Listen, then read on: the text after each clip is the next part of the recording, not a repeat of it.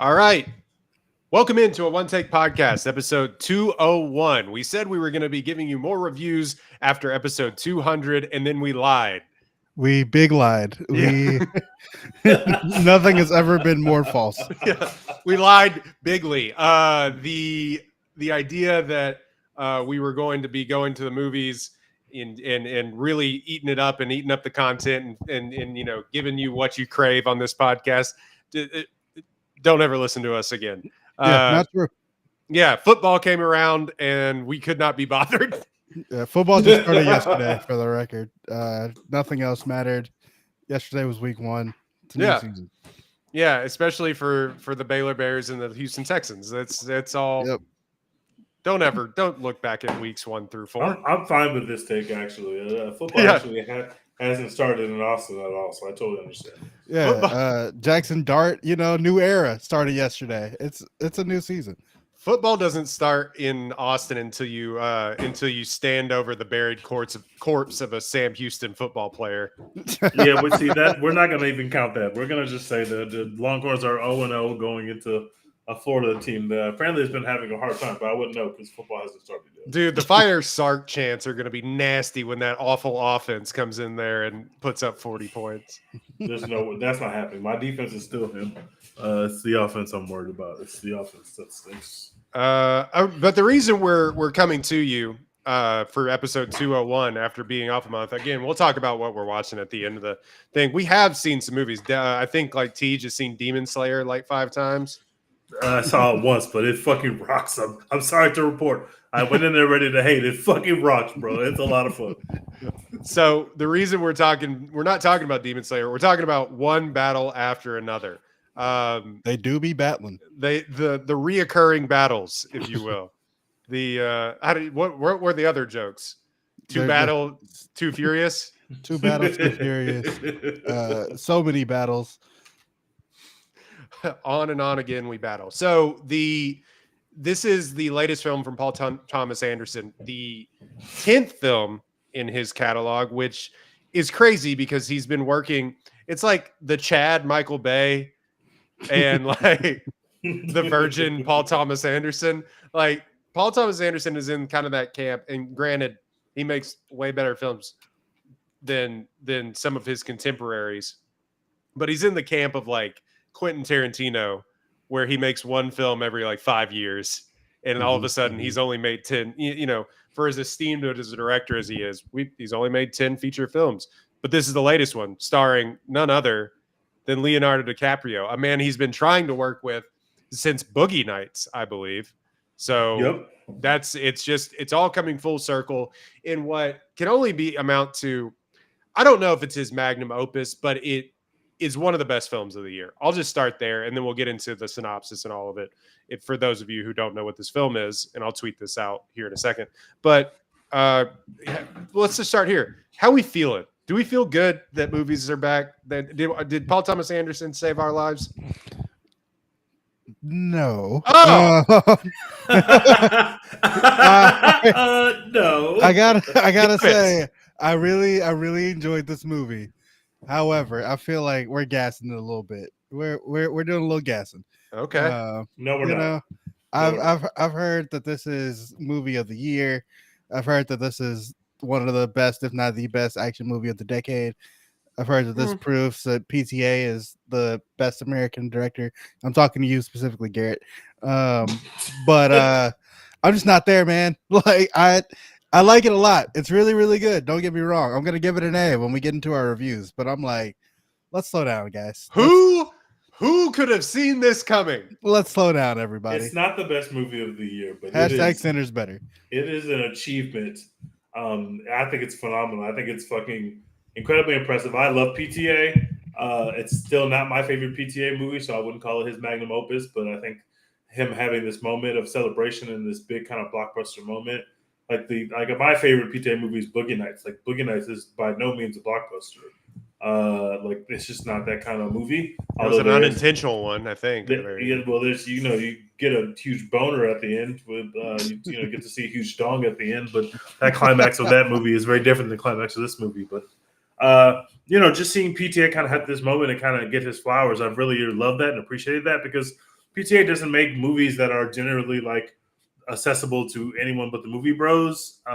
Sometimes it feels that way. I think There Will Be Blood is a bit of a difference in that. It seems like everybody has seen There Will Be Blood, but not everybody has seen Magnolia. God forbid, Magnolia is one of the weirdest, craziest movies ever. It's great, but it's fucking weird and crazy, and you wouldn't just recommend Magnolia to anyone. So Started watching it last night at like 2 a.m. it bangs, but it's weird.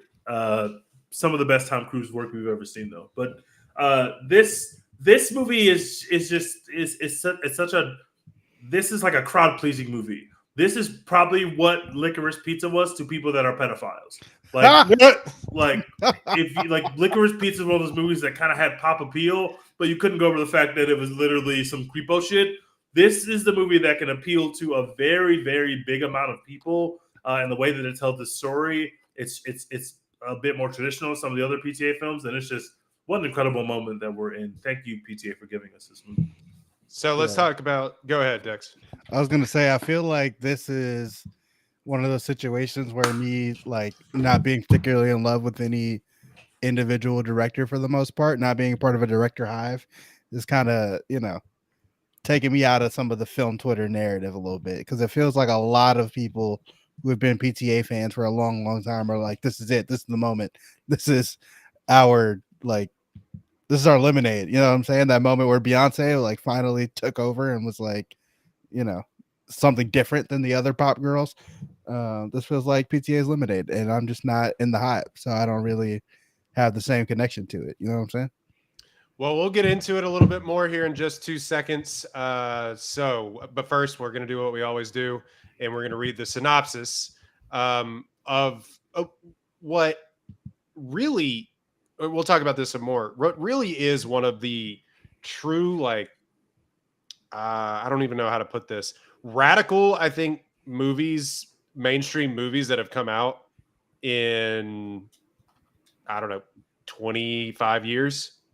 Maybe more than that, like mainstream movies. The first 40 minutes of this movie are like politically charged in a way that I don't think that we've seen.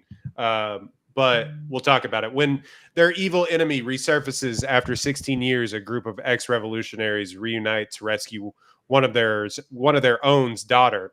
Written and directed by Paul Thomas Anderson, based on a Thomas Pynchon book, which it's like the last couple of movies that he's made. I mean, Inherent Vice was based off of that as well. Stars just everyone in Hollywood.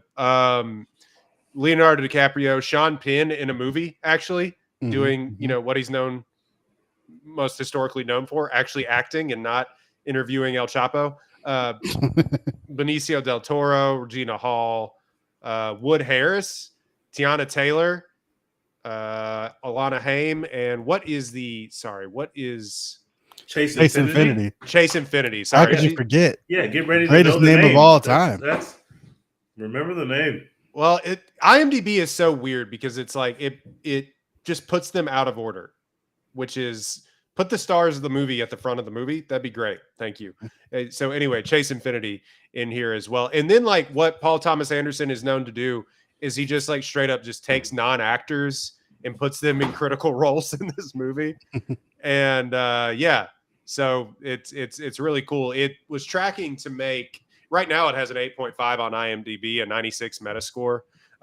People seem to love it. Somehow I don't think that the Republicans have found this one yet, but it'll be interesting to see when they do.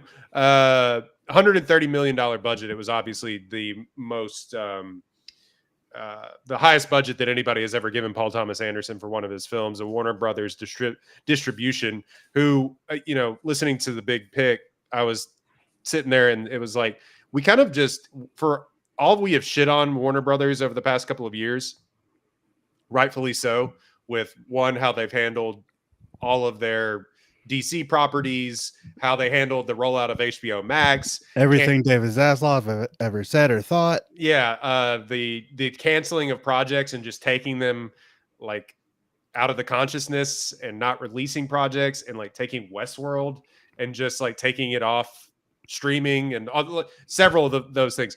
They have quietly had one of the best years in movies in like this decade.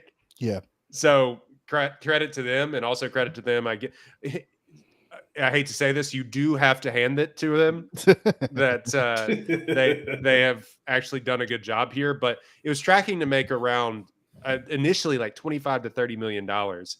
I think it's going to cross 50 million dollars opening weekend. Yeah, I think it was like 48 something. Yeah, it was at like opening. 48.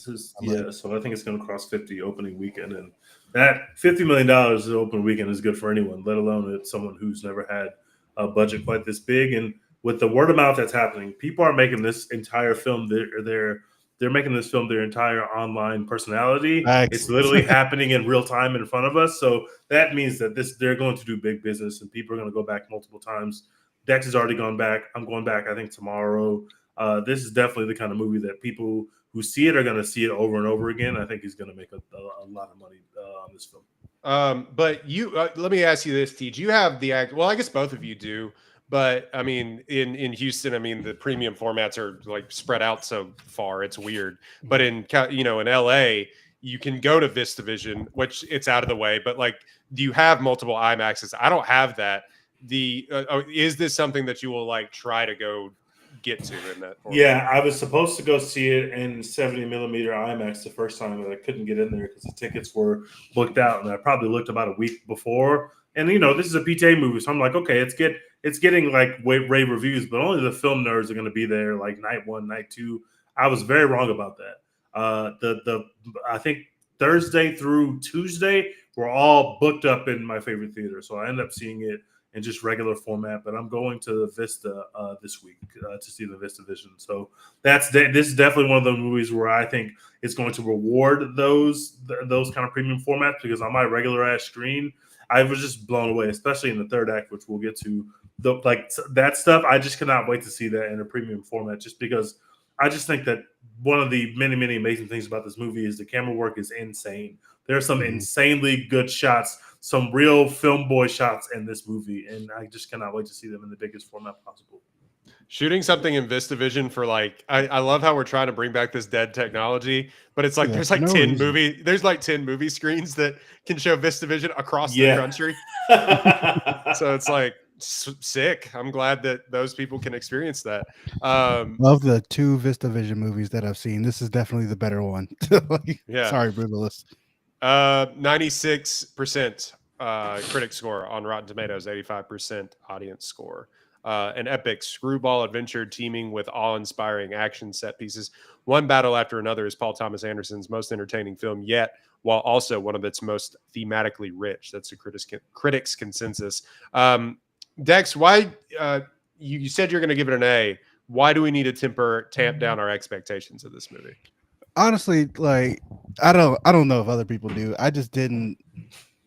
It didn't hit me in the like, this is one of the best movies I've ever seen place. It's actually the opposite, and let me tell you why, friend. I don't know why. Like, it just didn't hit me in that place of like, this is one of the best movies I've ever seen. Like, I didn't feel that way watching it. I didn't have the Oppenheimer feeling where I got to the end of it and I said out loud, like, I love movies, like it just didn't do that for me. But I do still think it's great. I think obviously the cast is all incredible. Leo does his thing as per usual. Regina Hall, even though she has pretty limited screen time, is doing her thing as usual. Chase Infinity was a revelation in this. I had never heard of her before I started seeing TikToks about this movie, but she crushed it, obviously. Tiana Taylor also doesn't have a ton of screen time, but in her limited screen time, like, can't take her eyes off her. But yeah, it just never really hit me in that place of like, this is one of the best movies ever. It meanders a little bit, it takes its time setting up what's actually about to happen, setting up like what the plot of the movie is. It takes you like an hour before you even know like what the like driving force of the plot is supposed to be. So yeah, it just like kind of meanders a little bit and doesn't ever really like, I won't say it doesn't ever really, but it like takes a long time for me to be like, okay, I'm locked in. I know who the players are. I know what's happening and why. I'm here. I'm ready. Like, I'm following along with like what we're supposed to be doing and why, and I care, so that's probably like the place that knocks it down a little bit for me. If this was like a tight like 215, then I'm probably like, this is one of the best movies ever. But as is, I'm like, all right, we're doing a lot of setup. We're, putting a lot of pieces in place. It's taking a long time to get there. And then it also ends pretty cleanly to be like one of the best movies I've ever seen. Does it? It ends very pretty, cleanly. I have to. It ends pretty clean.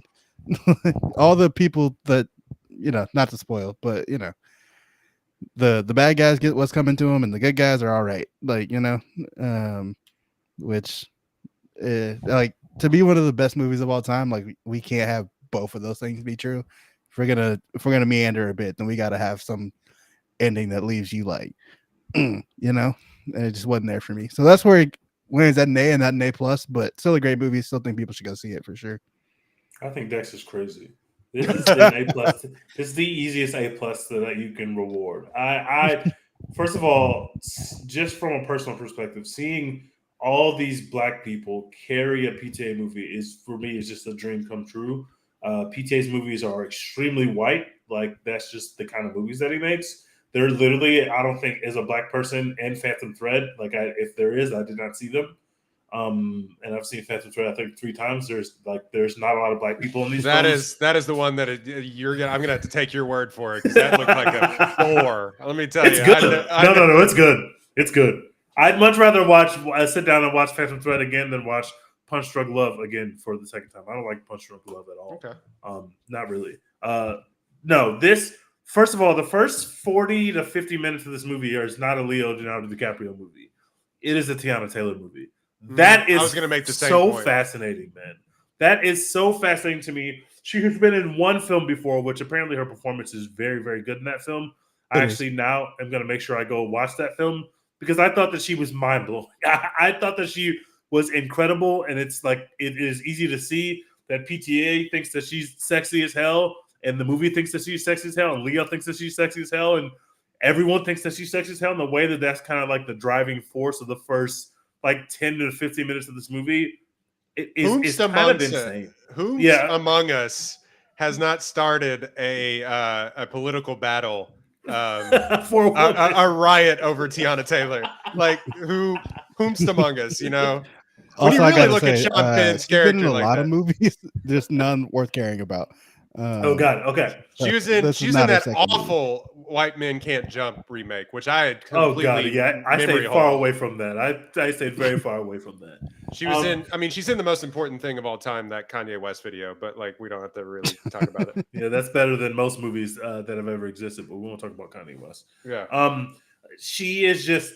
I just think she's breathtaking. And when I watch this movie, I'm like, am I in a world where like we are decentering Leonardo DiCaprio so we can get Tiana Taylor? Obviously, the way that the story like goes, you realize why that happens is because she's not like on screen past a certain point. So like it becomes a Leo and Chase Infinity movie.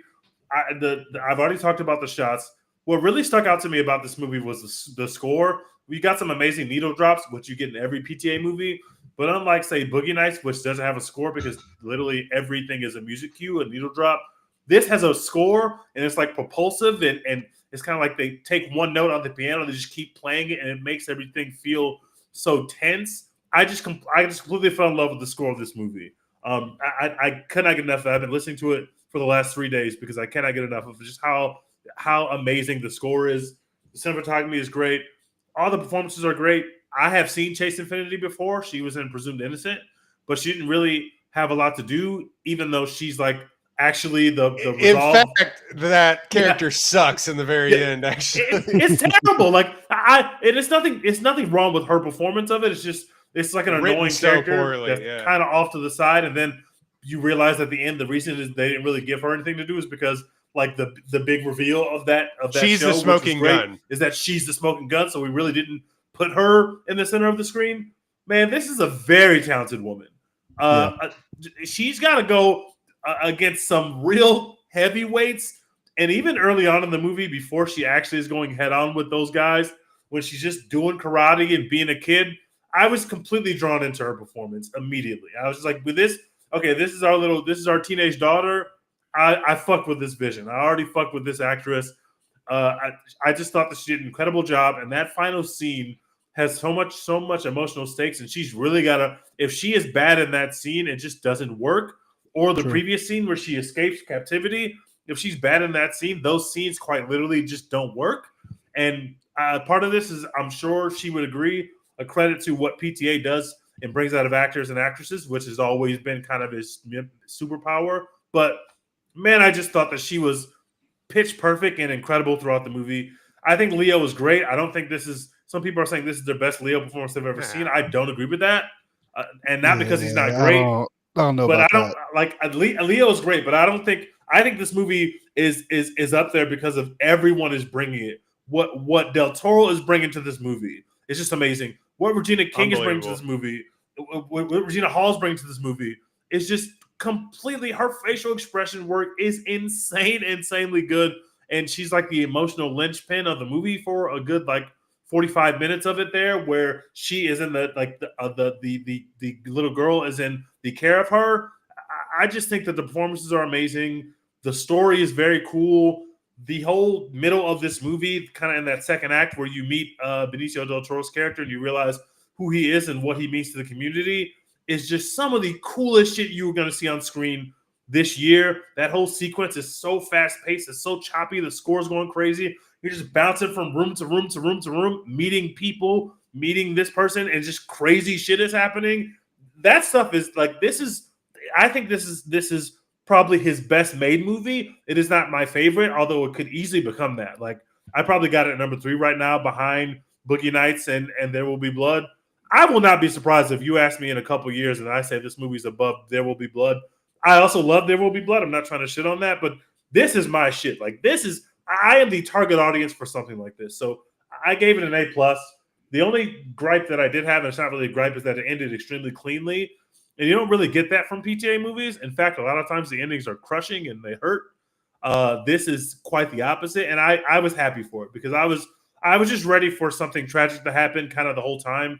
And I think I was holding that tension so much in that final scene, the final action set piece, which is one of the coolest things that you'll see all year. I just love the way that was shot. I love the cool idea. But I knew what was going to, as soon as he showed the hills, I was like, I know how we're going to resolve this now. And I just think that's such a cool way to use the camera to tell the story. I don't quite know how the three of them got on the same road after the events that kind of took them away from, they just end up kind of on the same road. It's she's out there. I'm chasing her. Oh, I'm chasing them. And I was like, okay, but how did that happen?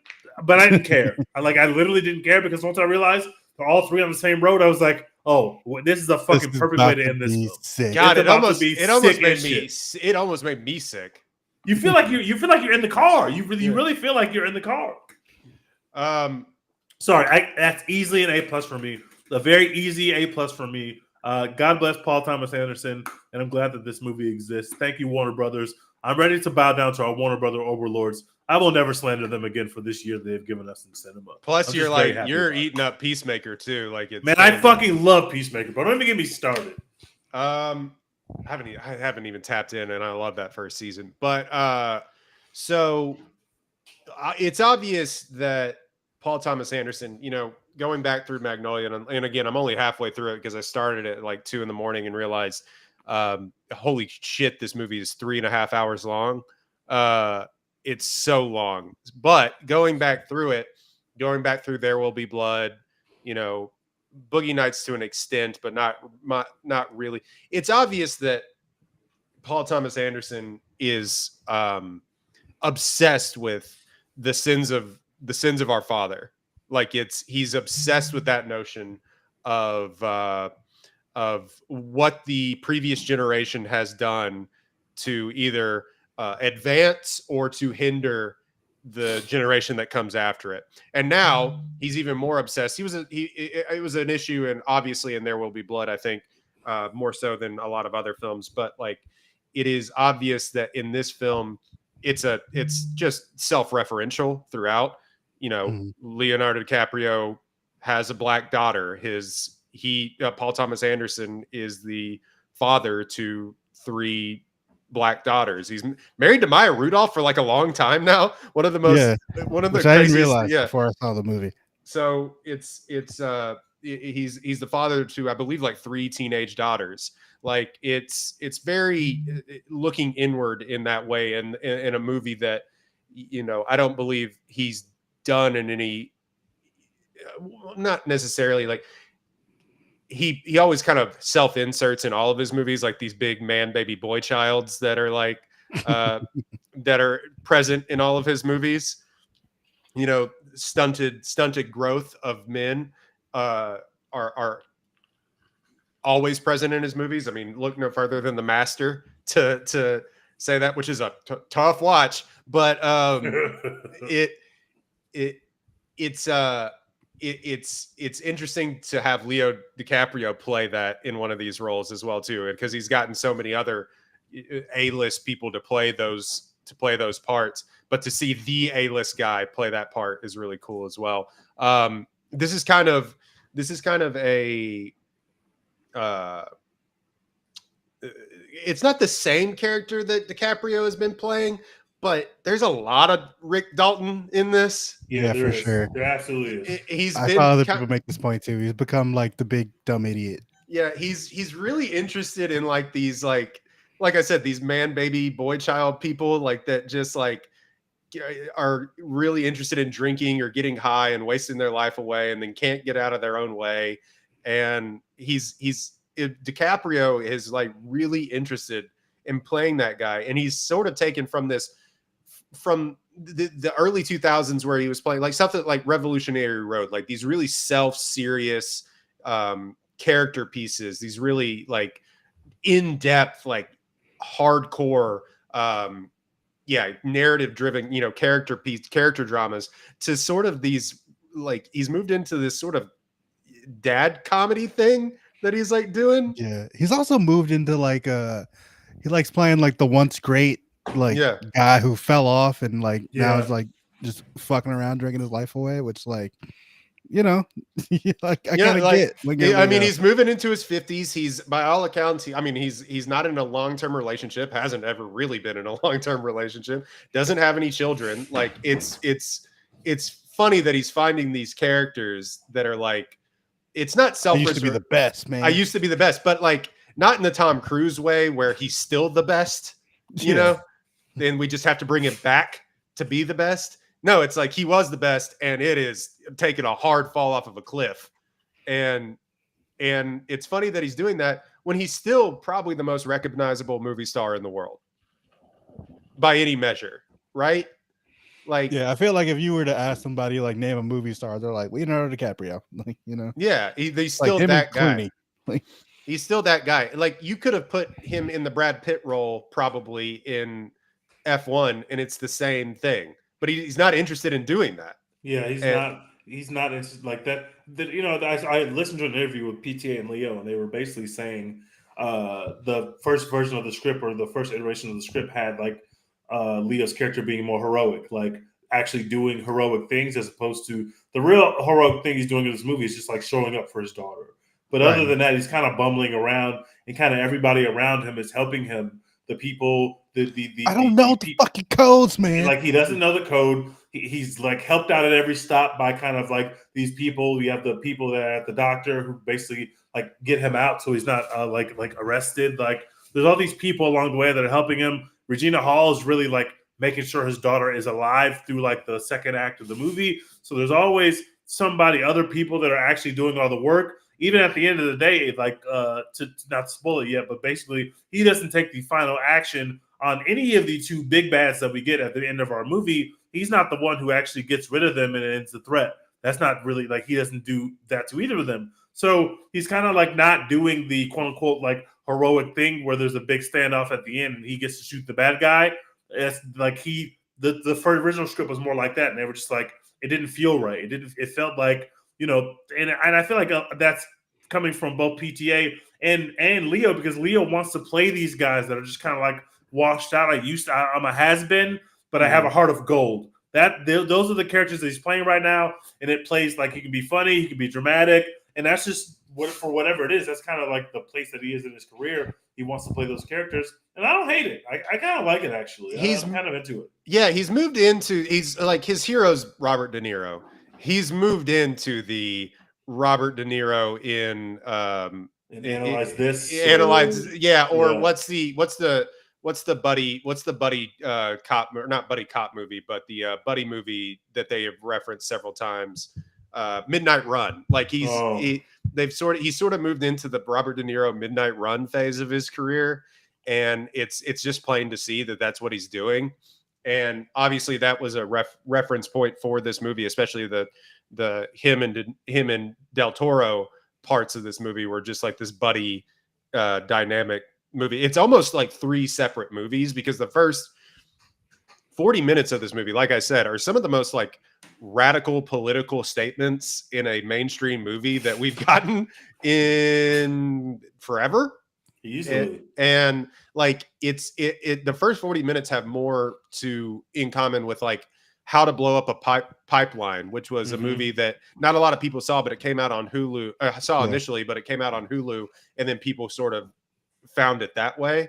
And that was a really politically charged, like throughout movie. The first 40 minutes of this are this, and then it moves into this sort of bumbling idiot trying to find his daughter movie, this sort of buddy duo movie with him and Del Toro. And but the first 40 minutes, like you said, Teach, are just Tiana Taylor doing an Antifa. Like it's like that sort of thing and it's really harrowing, the first 40 minutes of this movie.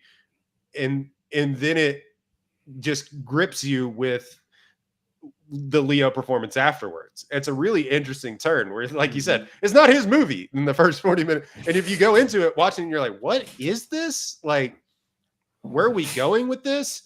Yeah, and that's kind of where I'm at. That's what takes me from an A+ to an A. It's just like, it feels like 3 separate movies, and I don't like all of them equally. You know, I definitely like Act 1 and Act 3 way more than Act 2. See, you know, and I think it's an A+. The more I think about it, I think I gave it 4.5 stars on Letterboxd, but the more I think about it, Tej, like you said, I think this is his most well-crafted movie. What he's doing with the camera, the shots on the road, the shots of them running over the rooftops while like basically like down there, it's Northern California, Backton Cross, but like downtown Portland burns in the background, and like just all this, Leo falling off a rooftop from like 40 feet. That was so funny. It's unbelievable.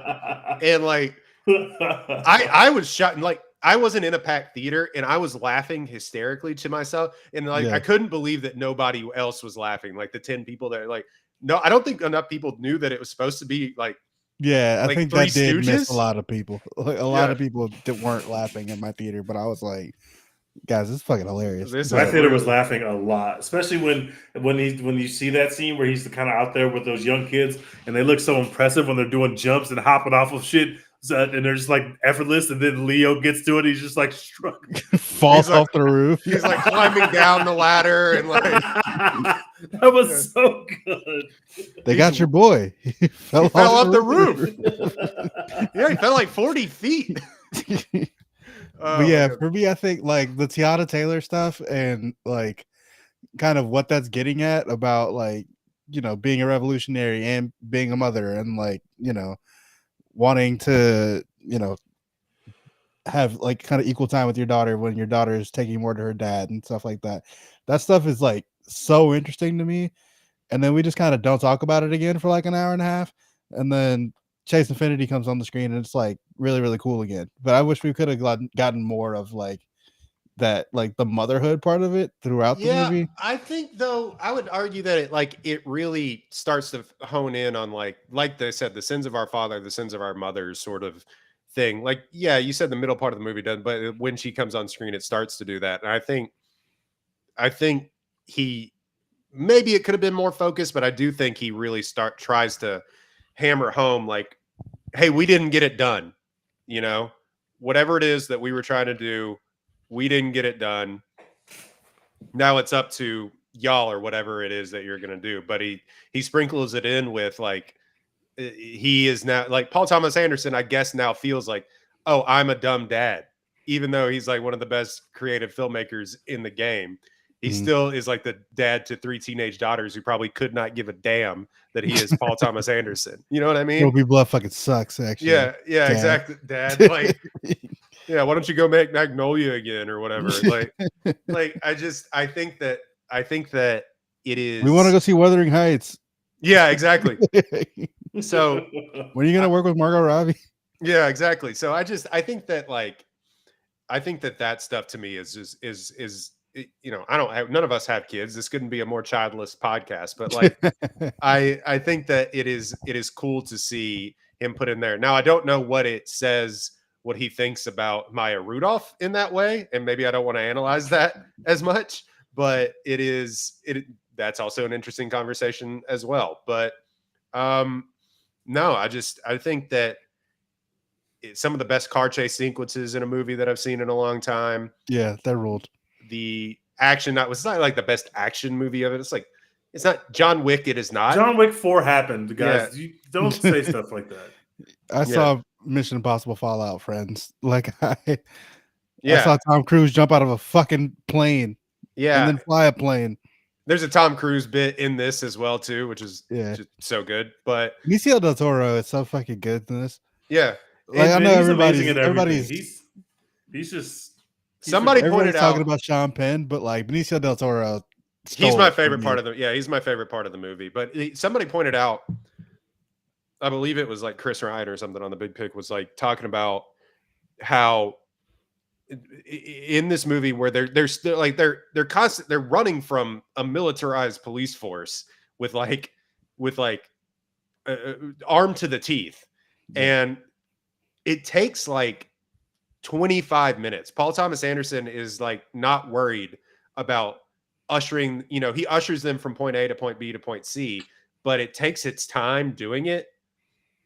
And he like lingers, and like Leonardo DiCaprio is trying to like charge his cell phone the entire time, and it takes its time to do that. And every time Benicio del Toro comes in, he's like ocean waves. We have to be like, that's like kind of the whole thesis of the middle part of the movie, is like, take your time a little bit, even while DiCaprio is losing his mind. Yeah. And I just found I found that to be very interesting, that he like really takes his time to get him out of where he is. Yeah, the Latino Harriet Tubman thing was great the entire time. Right. I was like, this is so fucking cool, actually. Yeah. I haven't read the book. I don't know if either of y'all are like super familiar with the book, or like what's the same and what's not from the book to the movie, but I think it's changed a lot. But I think it's about revolutionaries who have are coming to grips with like, it's called Vineland. I think it's about revolutionaries in the 60s who are sort of coming to grips in their older age with like how they failed to accomplish their mission. And I think that's kind of what he took from it. The whole, rescuing their daughter subplot, I'm not sure if that's in it at all, but yeah. Tej, you're the aficionado of PTA. Have you seen, I imagine you haven't seen like Hard 8, right? I have not seen Hard 8. Yeah. I have unfortunately seen Licorice Pizza, but I have not seen Hard 8. But how does this compare? Like, you touched on it a little bit, but like, it's also his most contemporary movie. I mean, Magnolia is technically contemporary for when it was made, but it's in a different way. But this is like 2025. How do you feel like this compares to his other body of work? I think it compares favorably to it. I do think it's his most contemporary work. It's definitely his most radical work, and it's also his most personal. I really hate when we say that it's the director's most personal movie, but it's clearly his most personal movie.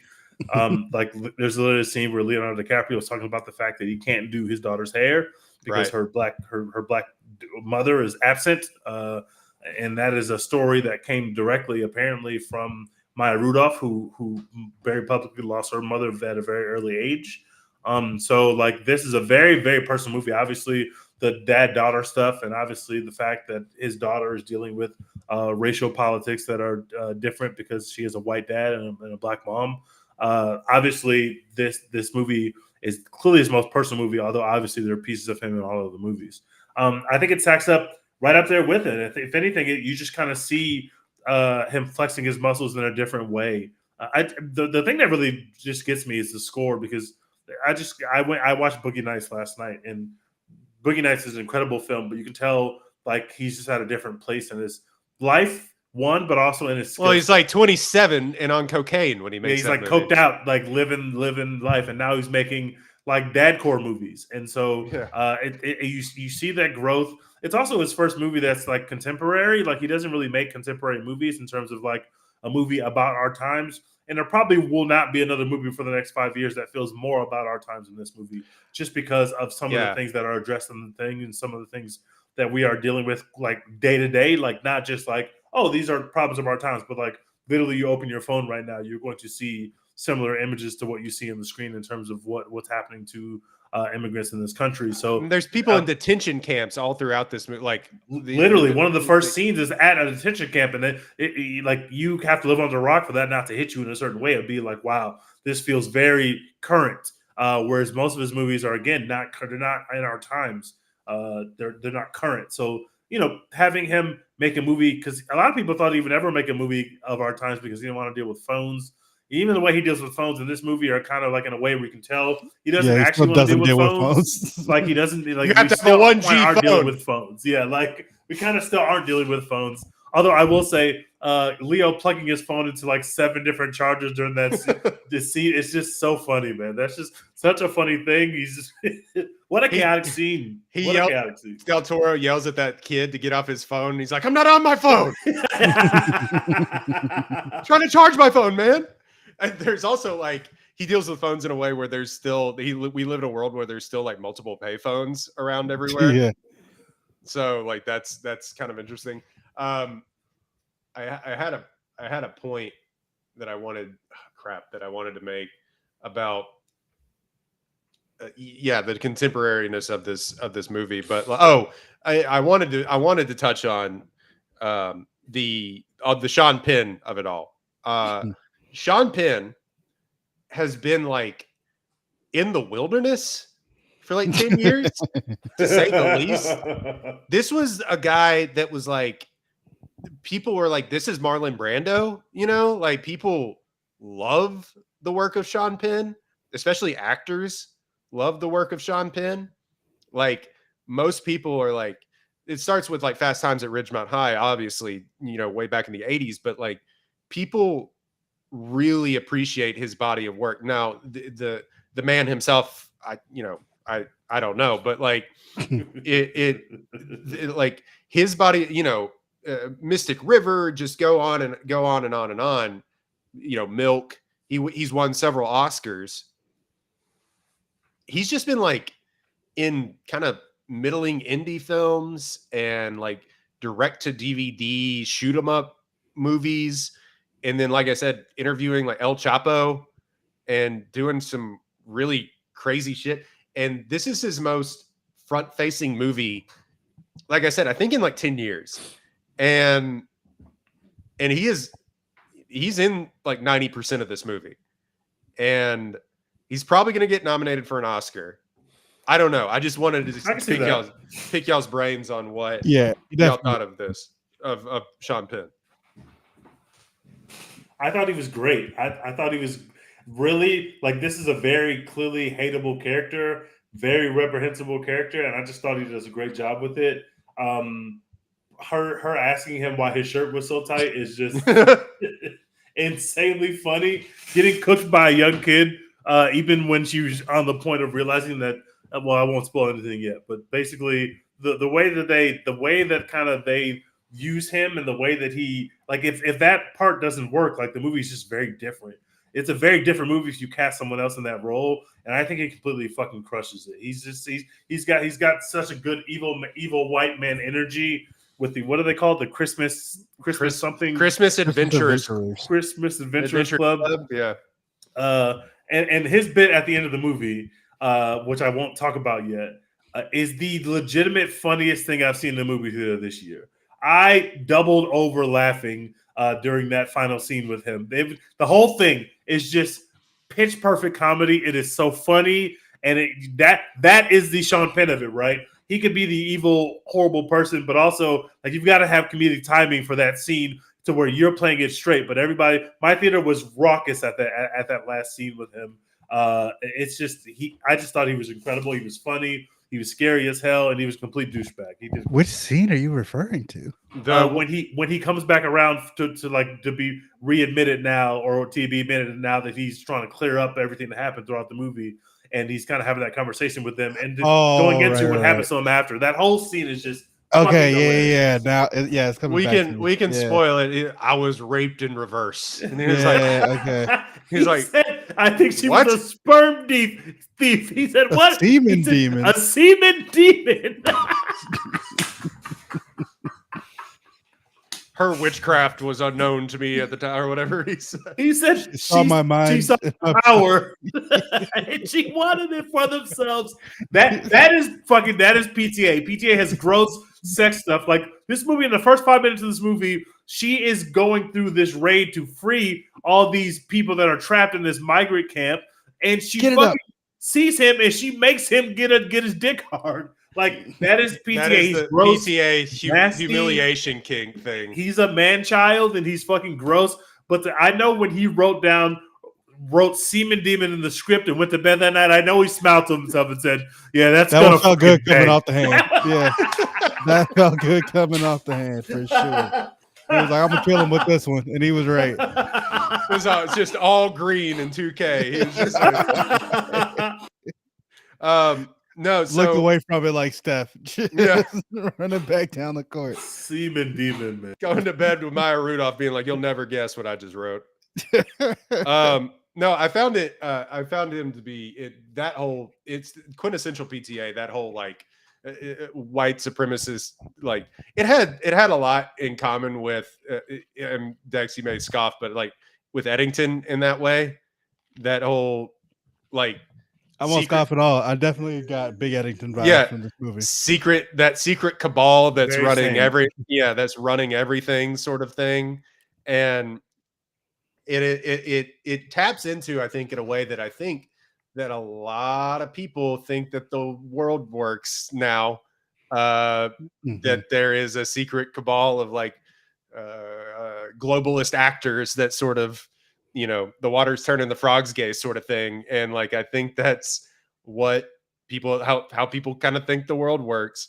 And he just puts that front facing and center in this movie. And it's all. I had to look up his actual name because I always just called him Fitz for forever. But Tony Goldwyn. Oh yeah, I didn't know he was in it. Shitheel. Yeah, I didn't know he was in it until like he showed up, and I was like, "Oh shit, it's Fitz!" And then Fitz got real weird with it. Yeah, as he's known to do, awesome. just playing a white dirtbag in multiple movies. He's really good at it. Have you ever had a loan or debt go into default? I had a jet ski that I did not that did not work, and I did not make payment. And like whole Sean Penn thing of like make me a reason to invade this town bit. Yikes, like feels real. Feels real. That's one of those things that's just lucky. Like obviously he's thinking about the problems of our times, but for that to happen in this timing where Trump is quite literally day to day just alerting us to where he's going to send people into, like that scene where he's literally like, okay, we got to go find these people. Okay, that bakery's got to go. That we got to invade that bakery. We got to invade this, that, and then they have a conversation. He's like, yeah, there's going to be a shortage on. What was it? Chicken. Whatever the guy. Yeah, he's like, there's gonna be a chicken nugget shortage. Like we're invading. He's like, I do like their chicken though. Yeah, literally yesterday, that video from Chicago of like that food delivery guy running away from ICE or whatever goes viral. I literally sent it to Garrett. I was like, this is one battle after another. Like this shit. Well, and look, happening. The problems of yesterday are the problems of today. He started writing this during the Bush administration. So like the first Bush administration, that's how long ago this has been like in the works. And so I think like, yeah, I just think it's so interesting sort of that he's able to pinpoint kind of what we're dealing with, even though they started writing it. But I will say, and he said in several interviews, like they sort of wrote a lot of this on the day too. Like all the Del Toro stuff was written kind of by Del Toro after a dinner meeting, and they sort of that he came up with that. That's like the linchpin of the second act. Yeah, I've had a few small beers. Beers. Also like they call out in the movie that like 16 years go by and the world is still the same. Like, damn, that's oof. Oops. Ouch. Yeah. Yeah. I don't know, man. I we can talk. I mean, we're 50 minutes into this podcast. We probably just talk about the rest of the movie and spoil it. But you kept mentioning that you want to talk about sort of the ending and how this wraps up and stuff. So first of all, when she is captured and she's at that house, and the way that it's shot, the way that she sits on the bench, the way that it's shot, it literally when she finally like goes back, gets the car keys, and makes her way back to the car. The shot where we're tracking and she's getting back into the car, and we kind of like pump the shot and fake the shot, and then like we're on the driver's side with her before her big drive. My mind was already blown with that camera movement, and that was before we even got back on the road. Obviously, people are like, you've seen, if you have eyes and you've been on the internet, you've seen the still shots of the basically like a long winding road with all these hills. So basically, the way that we shoot the final shot is we are going into the hills with her. So as we're going down into the hills, like your camera view is obstructed by the hill, and then you pop back up, and so you're kind of feel like you're on a roller coaster. It's almost like they mounted a camera on like the front grille of a car. Yeah, that's what like it felt really like. Low. Yeah, so super low. And so as she's going through dips, you're going through dips, and you're going through the highs. And basically she realizes that she's being chased. She doesn't really know who's chasing her. And then we also see that Leo is chasing the two of them. So now we're all three of us are on this road again. No idea how we all got on this road because they were all at three separate locations. They end up on the same road.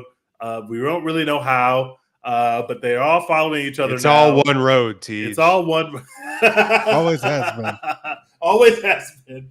So they're doing a chase, and all of a sudden she realizes, Chase Infinity's character, that if she goes right above the dip line, if she parks her car right above the dip line and sits over to the side of the road with a gun, he's going to crash his car into her car. So you kind of see, she generates the idea, and then the next thing you see is the guy who's chasing her, who's like I guess he's like the Mr. Wolf for the Christian. Yeah, he's for like the Christmas club. He's the fixer. Yeah, basically. So he pops back up. He crashes into her car. He's disoriented, and then there's like a Gil Scott-Heron. I mean, this movie is the coolest movie you've ever seen for so many reasons. There's a Gil Scott-Heron song where basically Leo and all the French 75ers have this song where if you give them lyrics from this song, they have to recite the lyrics to you to tell you that they're friendly. So she does the first part of this song, and of course this random white dude has no idea what's happening. He doesn't know who Gil Scott-Heron is. He's fucking dead meat. And as soon as she realizes that he doesn't know who he is, she just immediately murders him.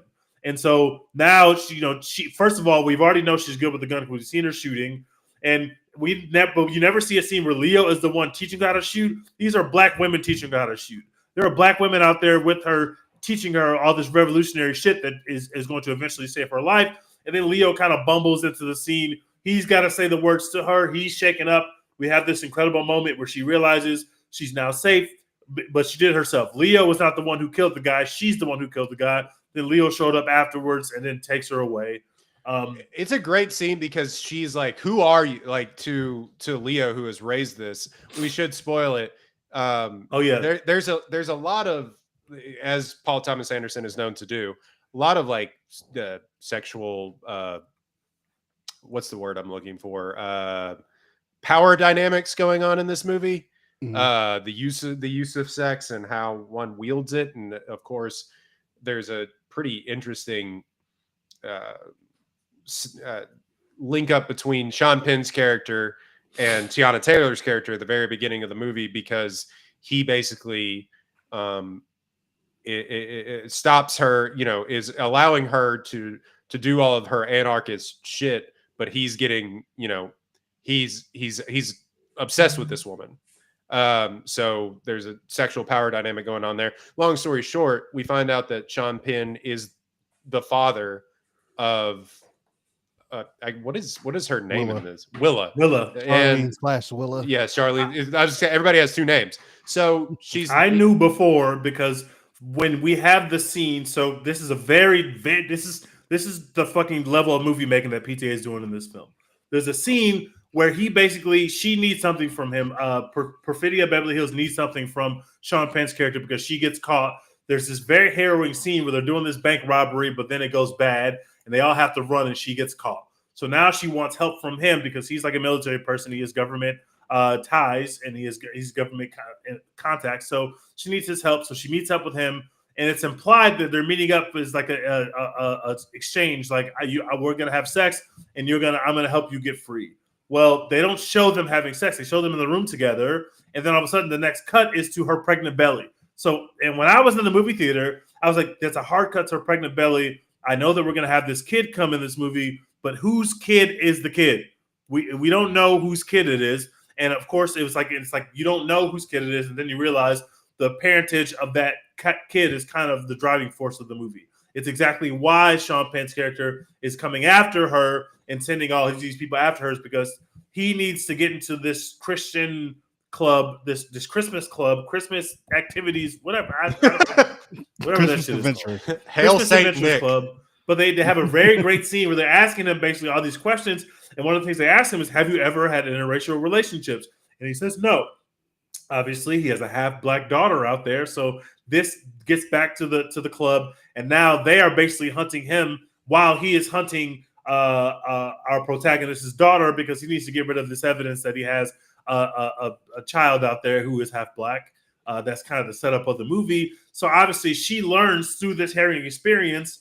We have a very cool scene where they do a pregnancy test, but not like a pregnancy test like you've ever seen before. There's some random weird ass contraption machine In a black box that is like a machine that's going to tell you the parentage, but only after we've had a significant amount of wait time, so we can have a conversation between the two of them that's very tense. It's just all around, like, these are just great decisions to keep the plot going. So her parentage, when she finally sees Leo at the end, when she kills her father, she's distraught because number one, she never killed someone, but also two, she's killed her dad. Like, she didn't know it was her dad, but now she knows. She didn't kill him. She did kill him. No. Oh, well, that's true. You think Not that her dad, yeah. you think that she kills him, but after the scene is over, he gets up and walks off.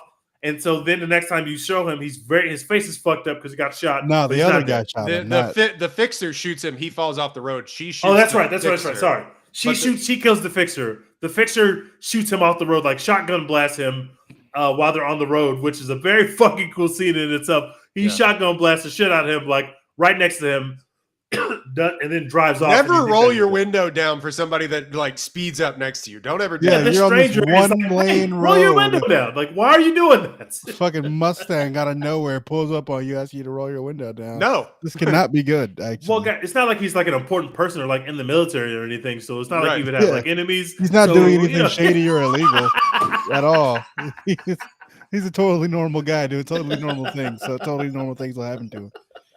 But yeah, I have a question about Willa and Bob and the parentage. Do you think she told him?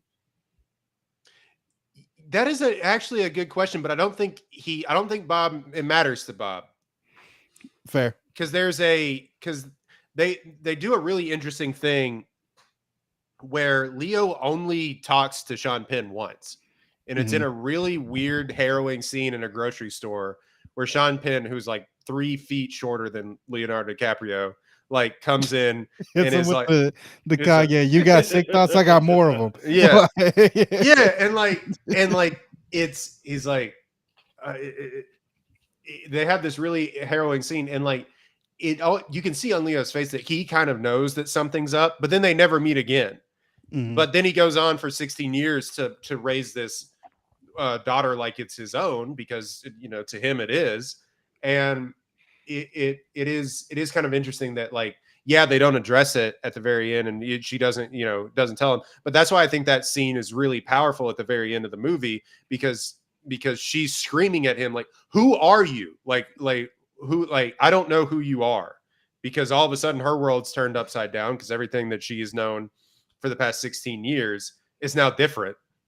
She's killed a guy, and like killed a guy. Yeah, she's killed a guy, and now all of a sudden it's body. Yeah, everything's upside down, as is maybe a metaphor for teenagers coming into adulthood, whether you want to or not. You're thrust into it, and so it in a more dramatic and harrowing way, obviously. But I found that scene at the very end of the movie where he's like, I'm your dad. Like I thought it was great. And like I should have been paying closer attention to this while I was in the theater, but did she stop calling him Bob after that, or did she? Because like it feels like I don't know. probably would have started calling him Dad at that point, but Yeah, don't she's called remember, him actually. Bob the entire. I Literally don't the know, whole Bob. movie. that's that white side. I tell you, I have never once called my dad Ben. I've never done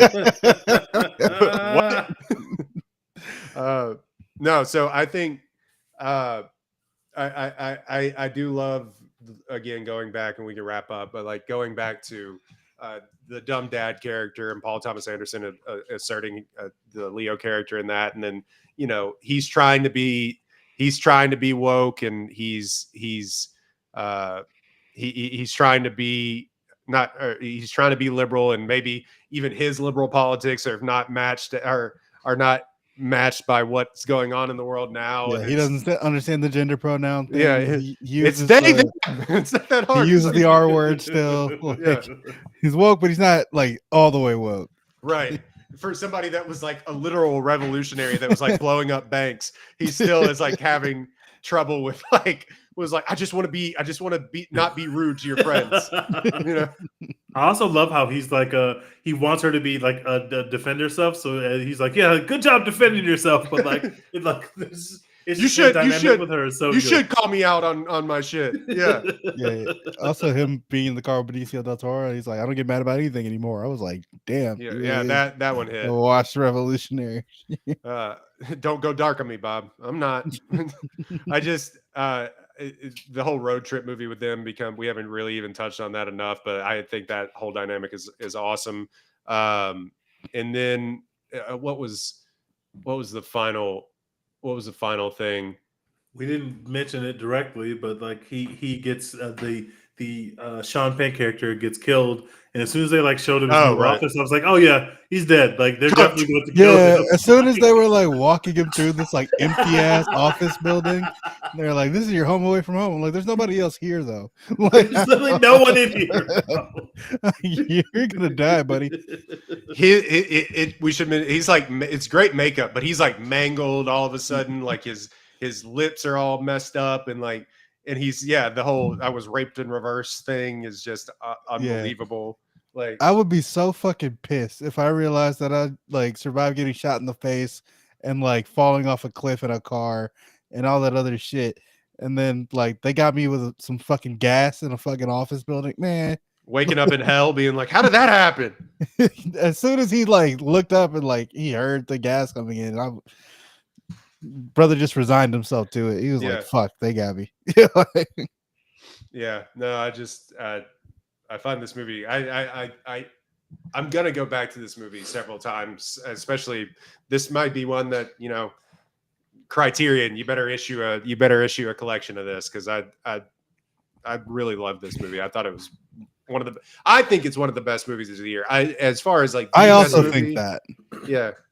As far as the best movie, I don't know. I think it'll be, with the star power that's backing this, like, I think it's going to be a knockdown, drag out fight between this and Sinners going forward. Like, what's going to really actually come away with it? Unfortunately for like Michael B. Jordan and them, like Leonardo DiCaprio is going on podcasts and shit. Like, he's like, Leonardo DiCaprio is a working man now. Yeah. So when folks want to be in a room, they're going to want to be in a room with Leonardo DiCaprio, like, yeah. If there were actually two Michael B. Jordans, then we'd be talking about something different. But yeah, the game is the game when it comes to that, I guess. But yeah, I think I prefer Sinners to this movie. It's not like it's some like blowout or whatever, and I'm like, this movie fucking sucks. Sinners is the only good movie I've seen this year. Fuck you. It's like, no, I think both these movies are great. I think Sinners is a little greater, at least for me personally. I think a lot of the people who I've heard like really, really love this movie are bigger PTA fans than I am, just in terms of like they just know more of his story and his movies. like I said, I didn't know that he was married to Maya Rudolph until after I saw this movie. So Hmm. like, having that kind of knowledge, I'm For sure like a shakes it long up. time. They've been together for Yeah. like just kind I of just random. never heard that. Like I just Yeah. never even once considered like who Maya Rudolph might be married to. Like just never. Like they were married when she was like on SNL. Yeah. That's crazy. What do you mean? Like Yeah, just never. I just never thought about that. There's not two people I ever thought of in the same like spaces, but they good for them. But yeah, I I'm can't not. believe I knew that. And like other people didn't know that because I'm not really like I don't. Just I'll be doesn't late come to up. that stuff, but I did know that. it's like Kristen Wiig's married to Damien Chazelle. It's like what? What? Yeah. When did that happen?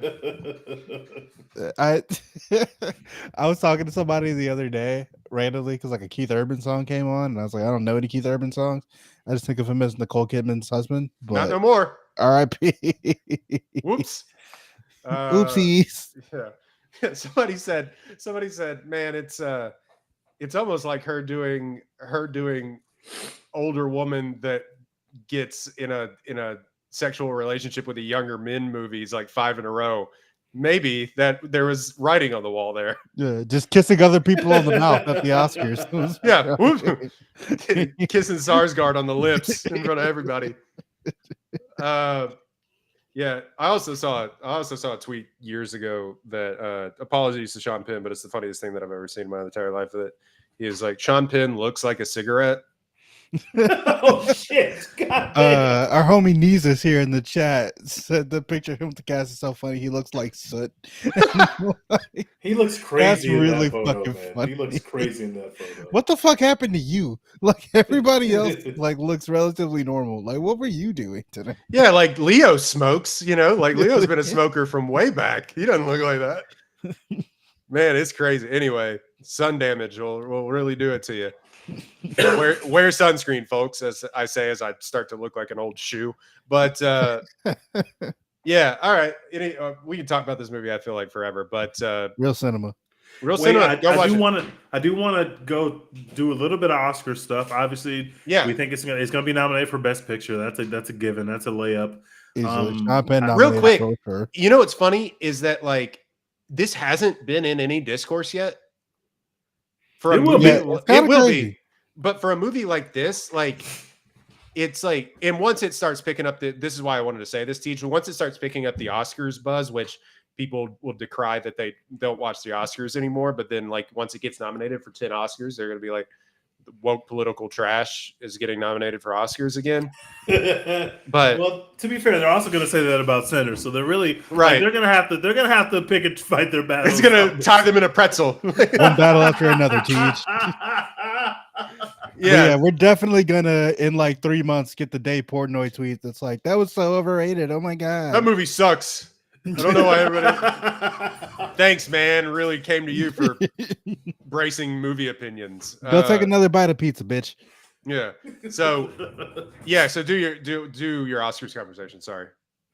Yeah. We've already talked about Sean Penn.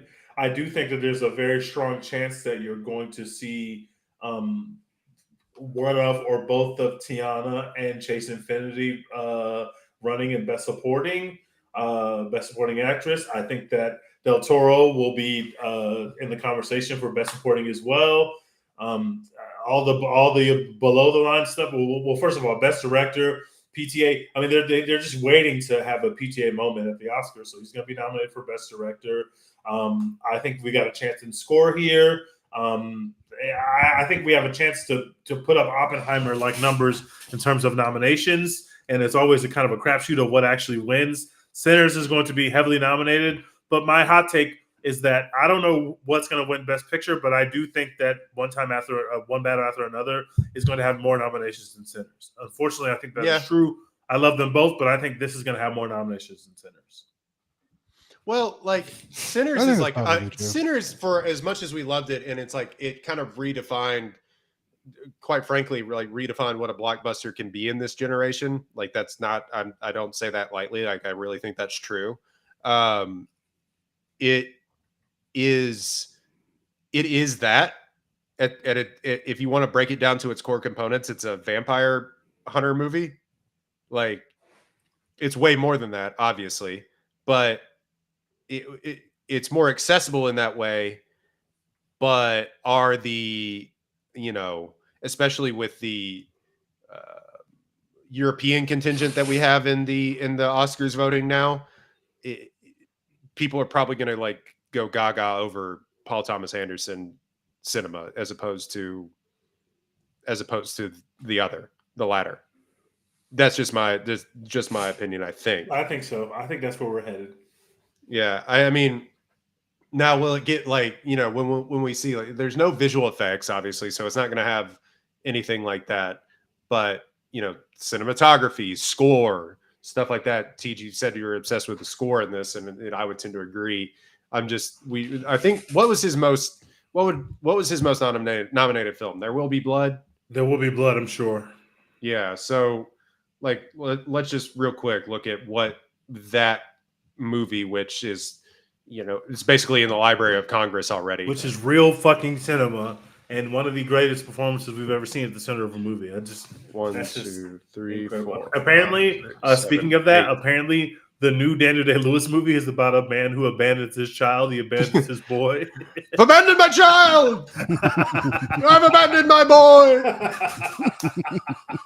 Give me the blood, Lord. The scene with Leto, where Leto basically he realized like Leto was going to baptize him and bring him back in the good graces. No, it's our guy, the Riddler. It's wait, is it? No, not Leto. Sorry, it's Paul Dano. Yeah. Paul Dano, yeah. When Dano is basically gonna embarrass him in front of the church, he's like slapping him around.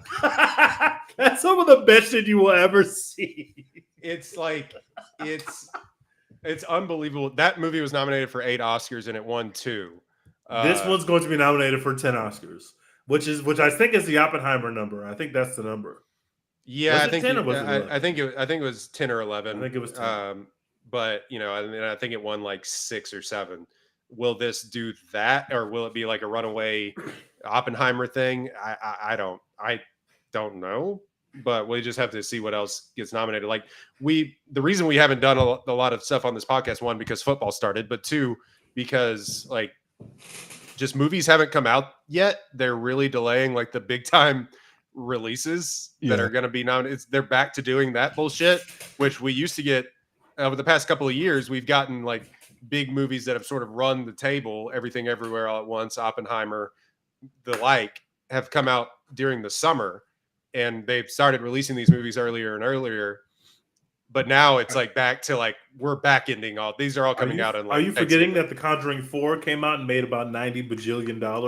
Oh absolutely, my god, absolutely! Dude, I was mid-film, not ready for that. Mid as fuck, but they made all the money. I went a week after it came out, and my theater was packed deep, bro. I haven't seen one of those movies since the first one. I This haven't seen one's video, great. and You don't like need to they see don't it, it's really mid. come up like that. So I didn't know that people like I said, I sit by the water cooler at work, so like I get all the actual water cooler conversation. Conjuring movies have never come up even once, so like I just had no idea. It felt like the middle 2 were like straight to DVD shit, and then they've also They've got a million spinoffs. Yeah, they got spun all off these like spinoffs. Annabelle and like The Nun and all this. Like the first one was like a really like sort of harrowing. The horror second one's movie. also really Yeah. good. The third one's okay. The fourth one is the most mid thing you've ever seen, but it made the most money because people It made love the Conjuring movies. $435 million. What? Insane, bro. Insane. On a $55 million. That's crazy. Those dudes are Insane, rolling bro. in it. Yeah. So we'll just have to see what happens when this comes out, and if it will get sucked up into the political discourse. It will, and how much money it'll end up making. Like I don't care that Warner Brothers gave Paul Thomas Anderson that amount of money. You should be doing that. And I also don't care if they lose money. So they've changed HBO Max like 18 billion times. I don't care about their business practices, but I'll be just interested to see if it like say it makes $300 million. Like hell yeah, like that's good for us, you know what I mean? So, but stuff like this, like that has gone like this, Killers of the Flower Moon being a big one, where they gave this celebrated director $150 million to make a movie, and then it didn't. Like, also starring Leonardo DiCaprio, but yeah, I'm just interested to see how that will play out as well too. What are we watching? I know that we've seen some stuff. Yeah. Did we talk about Caught Stealing on here? You told me not to. We were gonna do it, and then you told me not to watch it, so I didn't. Oh yeah. I mean, it was fine. It was.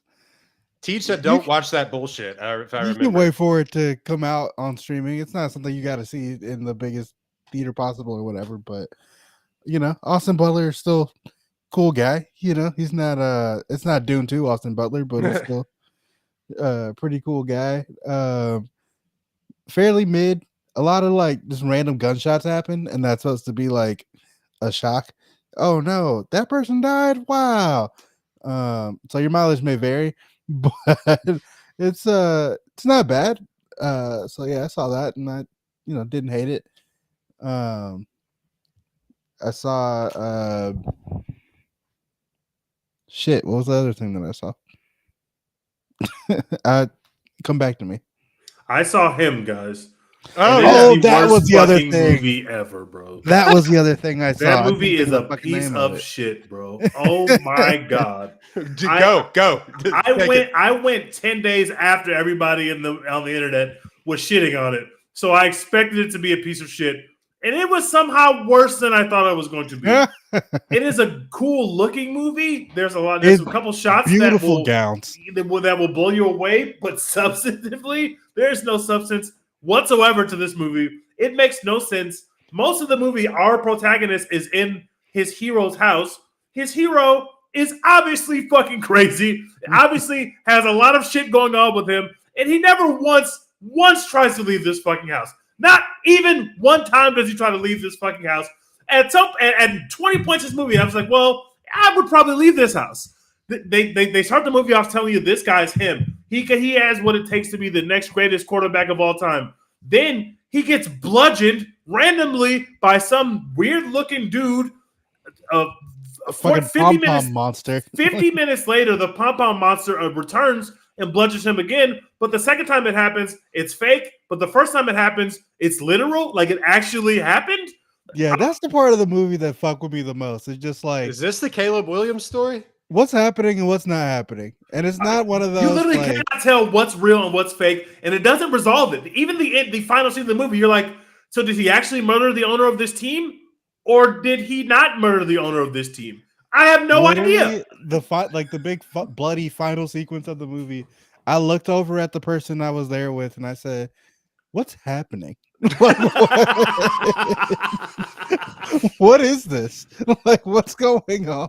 There's a moment that's in the trailer where they put a guy against the machine that throws the ball to the receivers. Jugs machine. They put a guy in front of the jugs machine and it's hitting him. And he's getting bloody. Right? Cool concept. He's got to focus and he's got to make these throws so that they take the guy away from the jugs machine. But after this scene, the guy just kind of crumples and starts having a seizure, and they do a huddle over his dead body, and then it never comes up again. I don't know if he actually died or was he even actually there. So the guy that was in front of the jugs machine is just like, "We got him, coach." Like, like he fell for it or whatever. The guy who has a seizure or whatever, the quarterback guy headbutted him. And so he just died, I guess, or maybe he didn't, or maybe they didn't happen at all. I don't know. He never thought to call the cops. He never thought to anyone. There's literally a moment in this movie where they ask, it's his mother's birthday, so he's got to sneak on the phone and call his mom. And he comes back and they're like, "What were you doing on the phone?" He was like, "Sorry, it was my mom's birthday." And he says, "You didn't tell them that I wasn't going to be able to have my phone?" I guess he expected these random people at this house to tell his mother, his actual mother, that he wasn't going to have access to his phone. This whole movie does not make sense, bro. It is a goddamn mess. The whole thing is that Jordan Peele fraud, Julia Fox fraud? or whatever. Jordan Peele fraud. They saying, listen, we're bros, not doing that. Listen, bros. Jordan Peele could not get his hands on Weapons, and Weapons is fucking phenomenal. He got his hands on him. Him fucking sucks. I'm just saying. I'm just saying. He just saw a movie that he could sell on behalf of his production company, and he was right. Because this movie, when you watch it, it's clear you can make a kick-ass fucking trailer out of this movie, but you cannot make a movie out of this movie. There's no movie in this movie. It is not a movie, but as a trailer, it fucking rocks. But as a movie, the whole plot doesn't make sense. There's nothing wrong with these actors. It's not their fault that this movie stinks.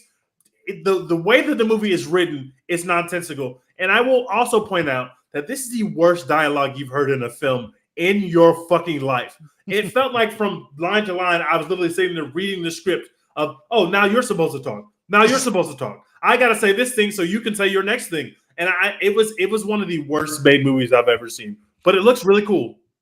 It looks so fucking sick, actually. Insane. Like, there's so many cool shots in this movie. And like some of the needle drops in there just go so fucking hard.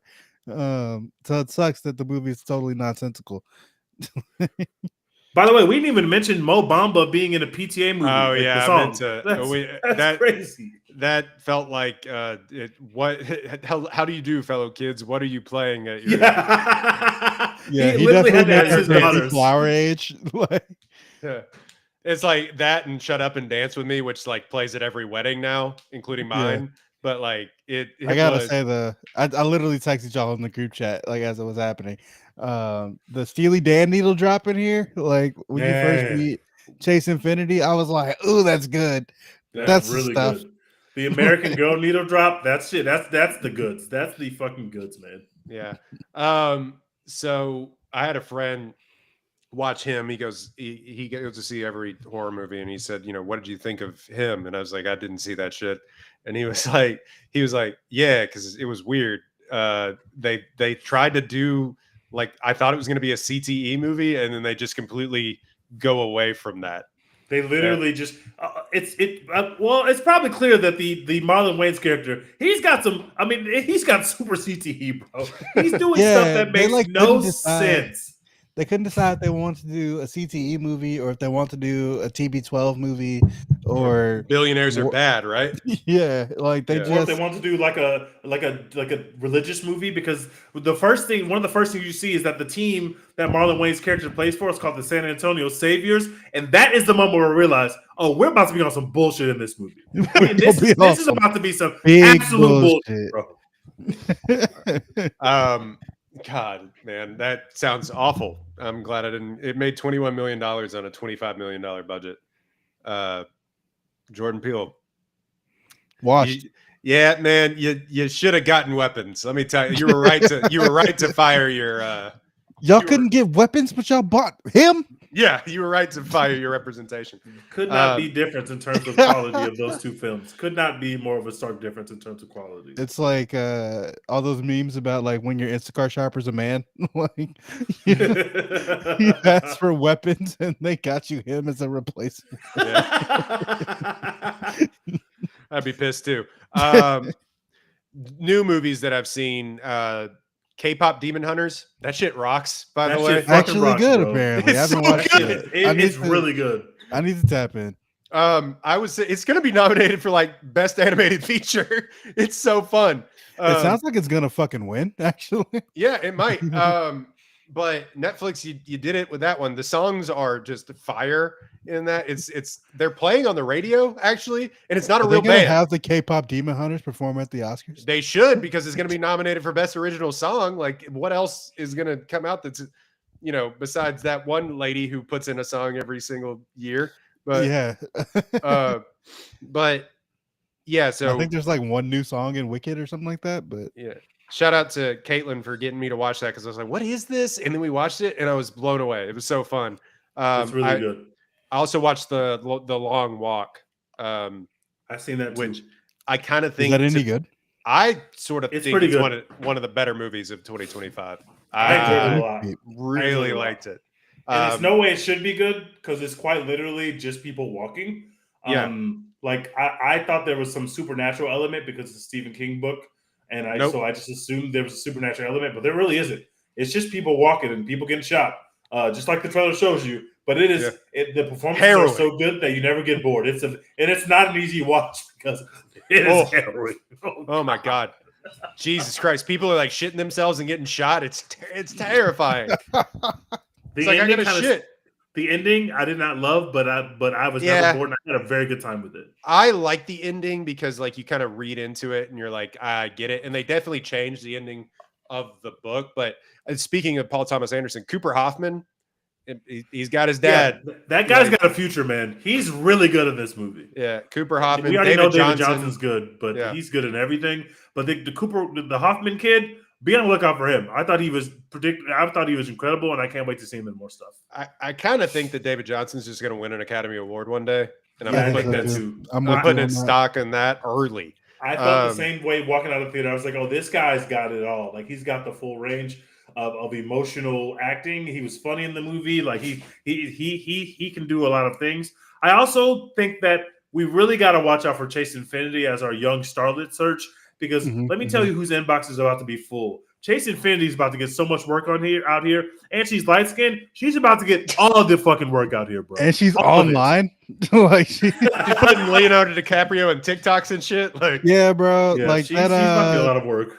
Those follower requirements, she's gonna hit all those. Like, yeah, getting people in your movies that have so many Instagram followers. But yeah, I thought The Long Walk was great. And apparently Cooper Hoffman and David Johnson are just going to be in like a buddy cop movie or a buddy road trip movie together down the line for A24. Cooper Hoffman and David Johnson are going to be in they're going to be together again? Yeah, in an A24 buddy road trip movie. I did not know that. I love that. I thought they had such great chemistry together. I love that. Yeah, so they have said that they want to work together more, and so they're getting the opportunity to do that pretty quick. Dex, I watched your favorite movie, the Ballad of Songbirds and Snakes. Look, man, the kids got it. I know we're on a bit of a rocky trajectory. The woke mob is trying to cancel her or whatever. But the kids got it. All right, she's going places. The Lumineers present the Hunger Games. Love me a good stomp clap, you know? Yeah, exactly. I watched a bunch of older movies. I watched RoboCop for the first time because they did it on the rewatchables, and yeah, that movie's fun. Like it's so stupid, but like it's really good. Then I watched I watched some what do you call it? Tom Hanks movies, Apollo 13, Road to Perdition.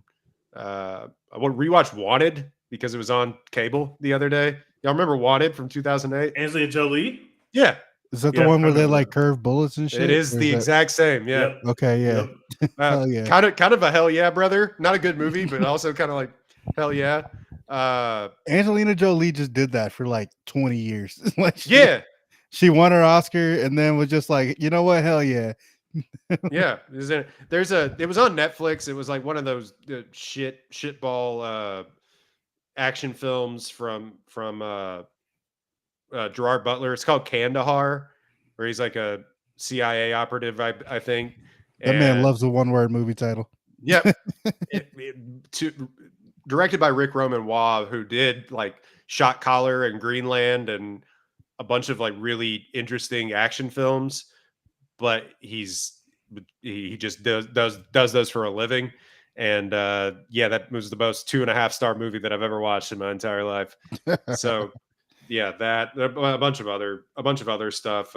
What did you think of Was it your first time watching Magnolia? I'm halfway through it. What are you thinking so far? Because first of all, Magnolia has one of the most batshit insane endings ever. So I don't want to talk about that. But what are your thoughts so far about this film? I'm uncomfortable. Like weapons energy.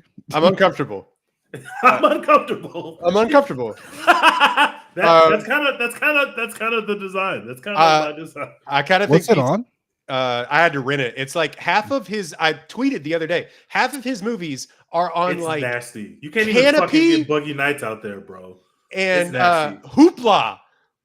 It's on a service called Hoopla, which you can only get. You should get a library card, but you can only get it with a library card. Like you can only get it with a library. It's like, and then I got a library. I renewed my library card the other day because I was like, I want to watch There Will Be Blood, and my library just doesn't have access to the movies on Hoopla. So, that's tough. What? Yeah, like cool, man. But yeah, so half of his movies you either have to rent or like own. Which I probably should own There Will Be Blood and stuff like that, but yeah, I had to rent. It was only like $2. Magnolia was. It was on Paramount forever, and then now I just rented it on Amazon for like $2. But it is, yeah, I'm uncomfortable, man, and I don't know where it's going. But I do think Paul Thomas Anderson really hit the nail on the head early on with the red pill incel culture Tom Cruise thing that he has going on. It's unbelievable. Yeah, he kind of just predicted that pretty nail on the head with that one. Some people say that is the greatest Tom Cruise performance of all time. I will not go that far. That it is really good though. You can see the exact moment when like Paul Thomas Anderson captured him at his weirdest, and it was like right when Tom Cruise was going through like a public divorce and like the Katie Holmes like couch stomping thing and like going crazy on Oprah and like doing weird 60 minutes interviews. Paul Thomas Anderson's like, need him in my movie, and he captures it. Like Tom Cruise doesn't do things like this anymore. It's perfect because Magnolia is a weird fucking movie. Like the good, the bad, the ugly. It is a very, very weird, extremely weird fucking movie. It's also like front line and center of like conspiracy theories too, of like the things just don't happen for a reason. You know what I mean? Like he's all over that in this movie. It's just like the first 10 minutes of it. He's like, oh, I'm interested to see where it goes. He directly cribs our good boy weapons director directly cribs the cop character from John C. Reilly in Magnolia. It's unbelievable that he just copies it. And the whole John C. Reilly part of Magnolia is just the weirdest fucking thing ever. I can't wait for you to finish it. We already mentioned I saw Demon Slayer. I also saw the new Conjuring movie. It was mid. Demon Slayer. Listen, I went to Demon Slayer. I was ready to hate on you anime nerds because I'm not an anime person. Although I have seen a lot of Naruto, so I know I understand anime, or at least I've seen enough anime to kind of get the point, get the gist. I didn't know shit about Demon Hunter. I didn't want to know shit about Demon Hunter. I watched the pilot episode of Demon Hunter, and I was like, oh, that's fine. That's not so bad. The Demon Hunter fucking movie, or Demon Slayer, I'm going to get confused with the Netflix one. The Demon Slayer movie fucking rocks, man. I didn't know anything about anything. I had an amazing time. I had a great time. I understand why they're making $1 bajillion. Isn't that the second one that has come out in theaters recently? This is the third. I think the third one that has come out in theaters, but there's going to be 2 more as a continuation of this storyline that's explored in this movie. And I'm going to watch those movies. I literally sat down expecting to be bored, and I went to a late movie. It was like 10:15 on a Tuesday night. I'm like, I'm going to be fucking sleepy. And I was locked into that shit. I was forced to go by Monique because I took her to the latest Fast and the Furious movie and the latest Mission Impossible movie. They're both stuck. So she's also going to make me watch the third Avatar movie. Oh, I still haven't even seen the second Avatar movie. Oh, so brother. I cannot. Let me tell you, I can wait for that to come out. I sure can wait. So yeah, for those that don't know, the Demon Slayer movie, I think the first one that came out in theaters was quietly like the biggest box office success of the pandemic. That's insane, bro. It doesn't surprise me, actually. It was like came out 2021, and when theaters were shuttering, it was like Demon Slayer was saving AMCs across the country, which is kind of interesting. But yeah, anything else that the anime nerds were all real deep, man. Right. They were deep as shit in my theater, boy. It was deep in there. Man, did it smell crazy in there? No, it actually did not smell crazy. I went in there ready to smell anything that smelled crazy so I could report it out, but nobody smelled crazy. Thank God everybody had their hygiene in order. Thank God. All right. So you can find us at a One Take Podcast on Twitter, Instagram, the like. Go follow us on Twitter, rate, download, subscribe, review. I'll try to have this up pretty quickly. So, I mean, if you got this far in a YouTube review for it and hadn't seen One Battle After Another, thanks. But yeah, if you haven't seen it, go see it again. Yeah, go see One Battle After Another. Give good movies their business. I don't know what the next thing we're going to be doing is. Wuthering Heights. Like I don't know what's happening with that. Please but no. Please. Look, man, I didn't want to be excited for Wuthering Heights, but I am. I'm sorry. Why? I saw that trailer in Dolby and I was like, you know what? I saw it in the theater the other day, and I was like, that Charlie XCX song was actually hitting for some reason. It was hidden. Margot Robbie was looking fucking phenomenal, and I'm like, you know what? Yeah. You said you were gonna be in there like Sean Penn.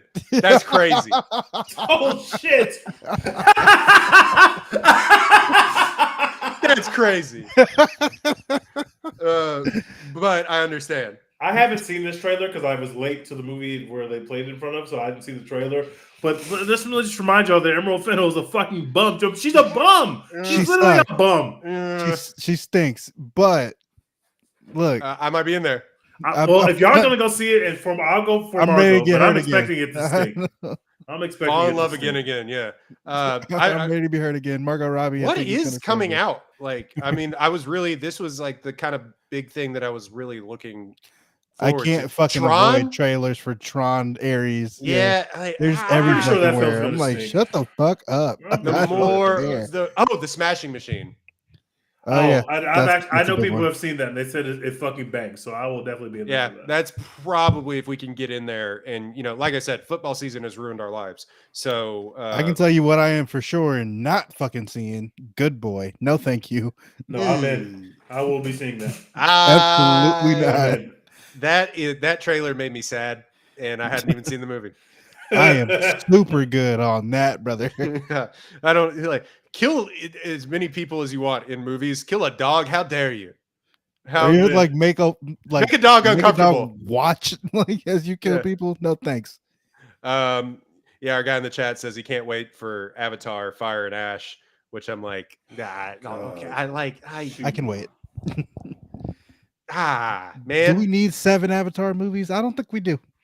I remember that last one coming out, and I was like, good movie, and then I haven't thought about it. Because it doesn't matter. didn't see the last Like, one. it's 'Cause just it not doesn't matter. important. All right. So yeah, One Take Podcast. We'll try to get Smashing Machine on here. One Avatar after another. One Avatar. That's pretty good. All right, Dex. As always, what are we doing? Hashtag support Florence Pugh. Hashtag Center's better. Okay. All right, and we are. Let's see. We are. Wait, out. don't do it yet. Wait. Did What? you click it? No. Listen, Hollywood. It's Oh. me again. It's Teach. Chase Infinity, Florence Pugh. Mother-daughter drama. Do it.